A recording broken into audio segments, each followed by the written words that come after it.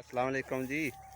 थोड़ी देर पहले एक मैं वीडियो अपलोड की है तो फिर तुहानू दस देवां दोबारा कि मोहम्मद जाजेब है अलीपुर के रहने वाला।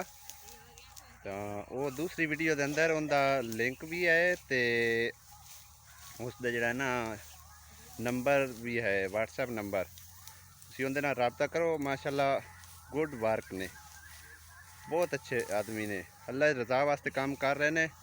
जिस किसी को व्यूज़ चाहिए हो या जो सबसक्राइबर चाहिए हो तो उन्होंने रबता कर सकते हो। कोई पैसा नहीं लेंदा, बिल्कुल फ्री एज करता है। तो मैं इस टाइम अपने काम कार मसरूफ हूँ। जोड़ा ना इस टाइम कणक नूं लगे हुए हैं जी, वाढ़ी लगे हुए हैं।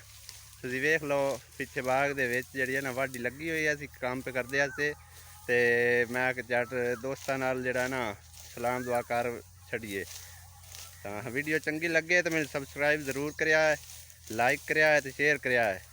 तो मिलने एक नवी वीडियो नाल, दियो इजाज़त। अल्लाह हाफिज़।